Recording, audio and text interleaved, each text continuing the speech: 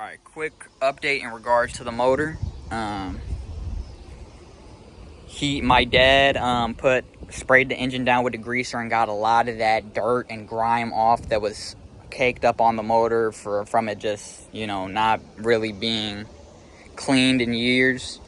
And he's also going to be polishing the valve cover, the timing chain cover, the water pump. He's going to be pretty much at all of the metal parts in this shade. He's going to be shining them for me, and it'll be getting it looking right and be looking really good for this car.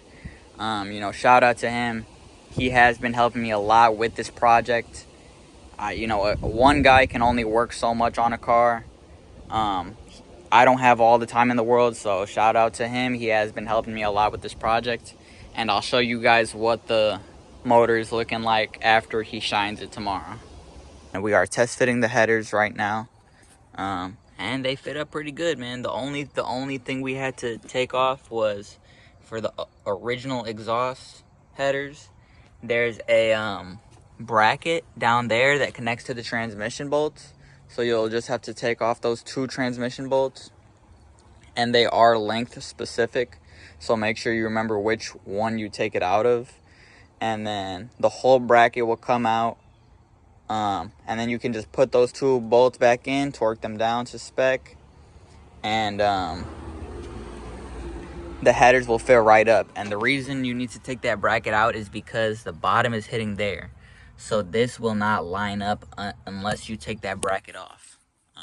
But remember, anything you take off is weight reduction, so with a car like this, weight reduction does actually matter. Now, if you're pushing like my other car, 350 horsepower BMW, weight reduction will help, yeah, but it's not gonna really matter too much. You're pushing a lot of power. But with a car like this, any weight reduction does help, and it adds up.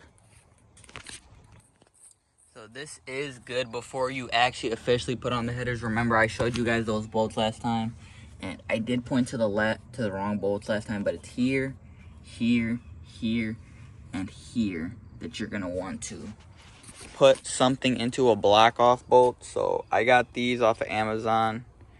They're about 1/2 inch.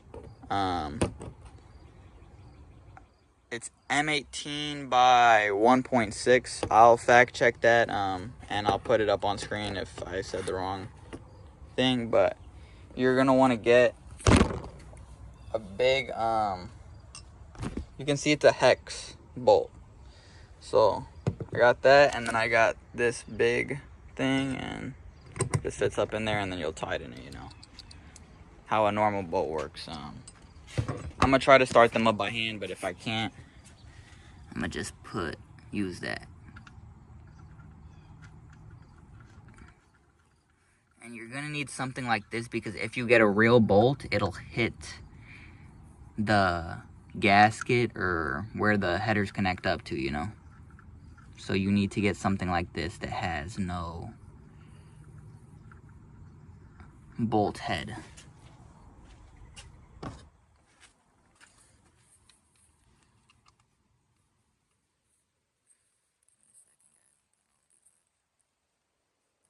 I'm gonna jump back to when they're all in. Alright, so all of them are put in there. You want to make sure when you're tightening it, to keep tightening it, and then it'll get hard to turn. Just hand tighten it. Same thing over here.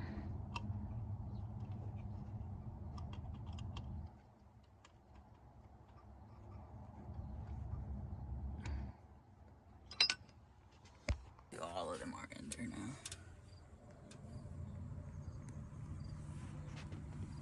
And that will block out any air from escaping. Alright guys, so my gasket finally came in. You got this side all prepped. You want to make sure you get all the old gasket off and everything, and get your new gasket in. No intake. It's gonna go in.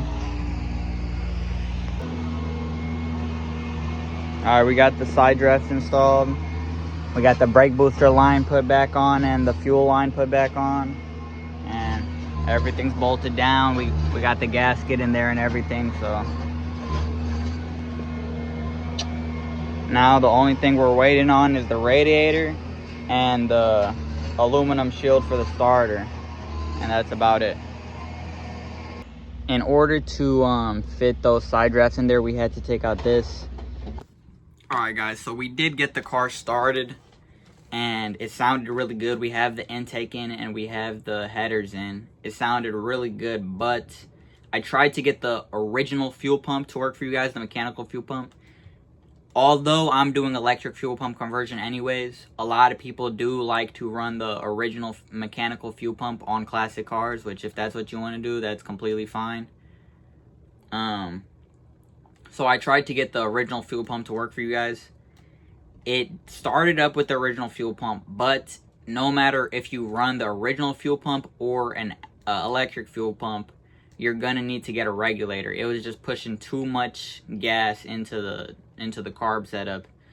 So, according to the Toyota forums and the Weber forums, the carburetors are going to use about 1.5 to 3.5 psi, and the OEM mechanical fuel pump is pushing 4 to 6 psi. So about 0.5 to 2.5 more psi than the maximum psi for Weber carburetors. So it's pushing too much gas. The car started and was running, but gas started coming out of the carburetor, the top of the carburetor, which that's not good, you know. So we're gonna just put everything on that we need to put on, and then we will do electric fuel pump, and then we'll get the car started again. I don't want to start the car if gas is pouring out the top of it and stuff. So I'll show you guys that when we're done doing, I'll show you guys when we're putting the radiator in and stuff, or after it's put on, depending on whatever I want to do. But yeah. Now this line here was connected to that black canister, and down here, let me see if I can find it real quick. Down here, if you can see this line where I'm pointing to, there will be a line sticking out of there if you just took off your canister. And here is the line right here. It'll look like this. It'll stick into it like this, and then this will connect to the canister. This part right here. You can just pull that out. It doesn't connect up to anything. Pretty much that is just venting out the charcoal canister. So yeah, just take out that line, and then the plan is, what I would like to do, I'm gonna unbolt this line here, and you can trace it back a little bit. Now I'm gonna get a line bender, and I'm gonna just put it back into where this one came out of, and plug it back into there, so it can, you know, pretty much I can bypass that charcoal canister, and it'll look proper and be set up pretty good. You won't be able to see this big line just sticking out in the engine bay. So one other thing I need to do, I remember I showed you guys this like fuel filter, or air filter I mean. A lot of people also put one right here, so I'm gonna also put one right there. I want this setup to look proper and to look good. I mean, I'm building the car so that I could take it to shows, and I'm also gonna teach my girlfriend manual in this car. She's never driven a manual car before, so. Alright, we have the headers officially in there now. You can see the heat wrap around the starter, and then I put some on the firewall as well. You can see that back there. You can probably see it better from right here. I put some right there. And the headers are on there, good. We kind of had to like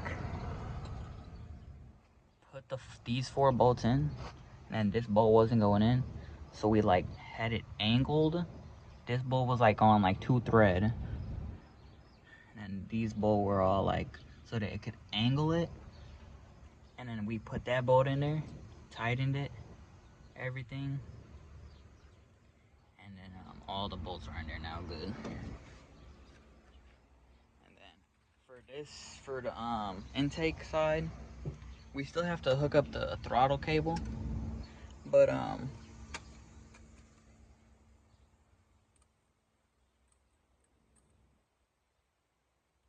we to get all these bolts all the way in, these are the studs on the top and the bolts on the bottom. To get all the way in, you're gonna need like a wrench and turn it, and it'll go in, you know, like that.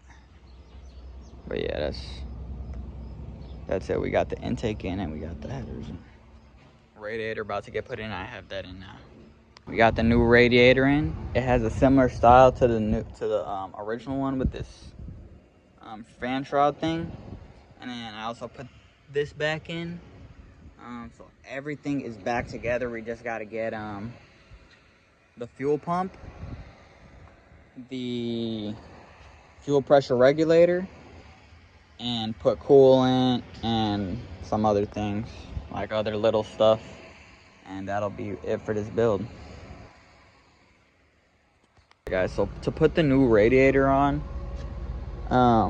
pretty much the first two bolts and also these things are included, brand new ones, and then you can just reuse the bolts from the original radiator. They bolt straight in just like factory, but the this radiator is more flat and the original one is a bit rounded, so it has a bracket that it goes onto at the bottom. That's where it sits into. You won't be able to fit this one into that bracket, so we just put a there's fittings and it's threaded, a threaded insert right here. This brass is threaded, so you can get this a screw and then like a little gap, you know, a little like thing like this to put in between the threaded insert and the screw so that it doesn't bend this aluminum. And then I got a nut and the bolt down there, both sides, and it's on there pretty good. And all the lines and stuff, I reused the factory ones. It's looking pretty good, man. Alright, so after we recorded that video, we started the car up again, and we had put the fuel pressure regulator and the electric fuel pump in the car. And we didn't have the electric fuel pump fully on, like we didn't have it wired in and shit. We were just jumping it. But you know, we were testing it. And even with the regulator and the electric fuel pump, the carburetors were still flooding. And it was because the floats were kind of messed up inside the carburetors. And I had to go to work, but my dad had opened them up and figured them out. So I'll have him explain to you guys what he did to the carburetors. What happened, we was having problem. The carburetor kept flooding out on us. So we decided to take the top off of the carburetor, of both carburetor, and the float, we adjusted the float. We sent it down so it's not filling the bowl that much, and it started working, but then it was still flooding it, so we sent it down even a little more down, and now it seems to be good, where nothing is overflowing and nothing is leaking. So I think we got it now on the carburetors. These Webers are they're not easy to work on, but they're not hard, but you have to kind of know what you're doing to work on them. And I was about to give up, but we got it.